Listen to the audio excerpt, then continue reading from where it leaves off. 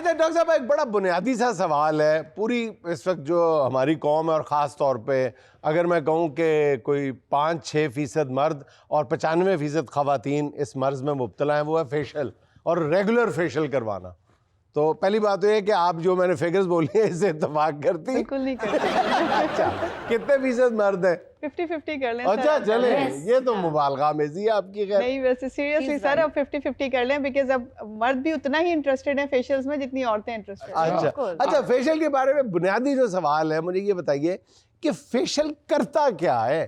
Facial सिर्फ cleansing करता है, चेहरे को साफ करता है, तो वही अगर सफाई साबुन से, कौन सी सफाई है जो नहीं हो सकती, या फेस वॉश से नहीं हो सकती, जो ये पूरा प्रोसेस करना पड़ता है, 38 किस्म के फेस पॉलिशर, ब्लीचर, पता नहीं क्या क्या लगाने पड़ते? सर फेशियल का जो बेसिकली मकसद होता है वो होता है क्लिनजिंग करना, स्किन की डीप क्लिनजिंग करना, जो कि आपके सोप, आपके ये जो फेस वॉशेस होते हैं वो नहीं कर सकते। अगर उसमें वो कपड़े धोने वाला साबुन हो तो वो अलग बात है, वो शायद उतनी डीप क्लिनजिंग कर दे, लेकिन जो आम साबुन हम अपने फेस के लिए इस्तेमाल करते हैं या फेस वॉशेस हम अपने फेस के लिए इस्तेमाल करते हैं, वो उतनी डीप क्लिनजिंग नहीं करता जो कि फेशियल करता है। अब फेशियल की 2 कैटेगरीज हैं, एक वो जो सैलून्स पे होते हैं फेशियल जो नॉर्मली किए जाते हैं, और एक होता है हाइड्रा फेशियल जो कि मेडिकेटेड होता है, मेडिकल ग्रेडेड फेशियल है।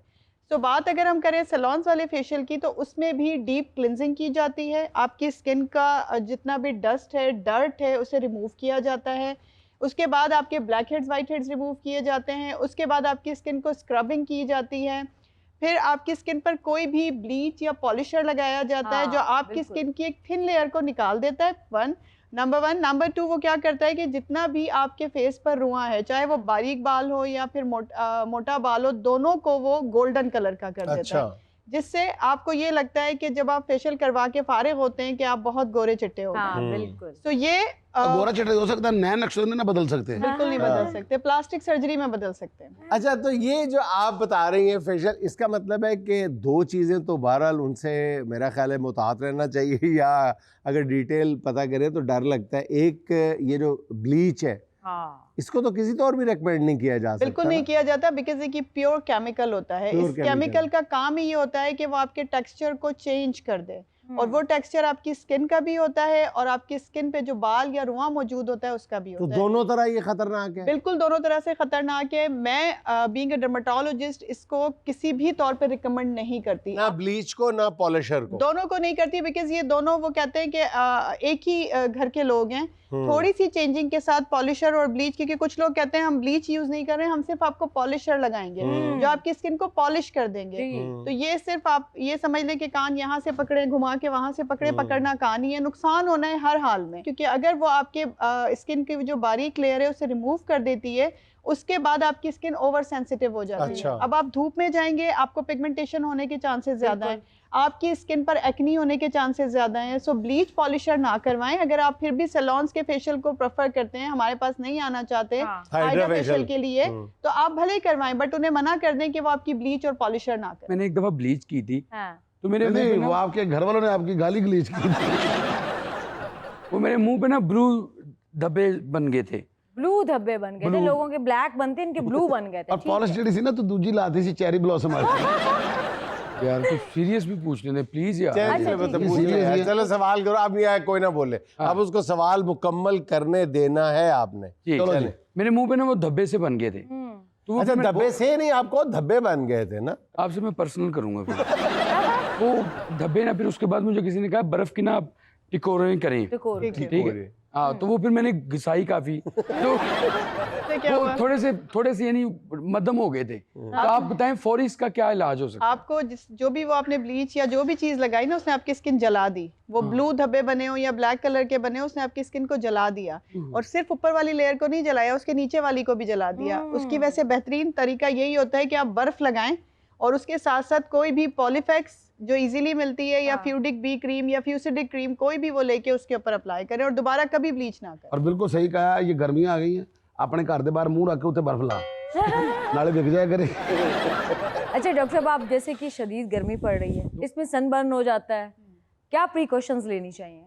देखिए सनबर्न आपको तब होता है जब आप गर्मियों के लिए पहले से अपनी स्किन को प्रिपेयर नहीं करते। अच्छा। उसके लिए बहुत ज़रूरी ये होता है कि जैसे जैसे वेदर चेंज होता है ना, वेदर चेंज करने में हमें कुछ खास ख्याल रखने होते हैं। सर्दियाँ आ रही हैं, गर्मियाँ आ रही हैं, आपने क्या अपनी स्किन को प्रिपरेशन देनी है। ठीक है। उन प्रिपरेशन में सबसे इंपॉर्टेंट जो चीज़ शामिल होती है कि आपको अपनी स्किन टाइप का पता होना चाहिए। आपकी स्किन टाइप कौन सी है, ऑयली है, ड्राई है, क्योंकि जिनकी ड्राई स्किन है ना उन्हें फ़र्क नहीं पड़ता इस बात से कि गर्मियाँ या सर्दियाँ, उन्होंने ड्राई रहना है। हाँ, ड्राई। जिनकी स्किन ऑयली है वो थोड़ा सा टेक्सचर सर्दियों में चेंज हो जाता है ऑयली स्किन का, बट गर्मियों में उन्हें उनके वो कहते हैं ना तेल के कुएं बहना, हैं। वो उनके साथ होता है। और वो बहुत ज़्यादा नुकसानदायक साबित क्यों होता है कि उससे आपका कलर डल लगना शुरू हो जाता है, जो कि हमारा खास कंसर्न होता है कि आपकी स्किन एकदम से अपनी टोन खो देती है, जिसे हम कहते हैं ना इवन टोन इवन नहीं रहती। क्यों? क्योंकि आपकी स्किन ऑयली है।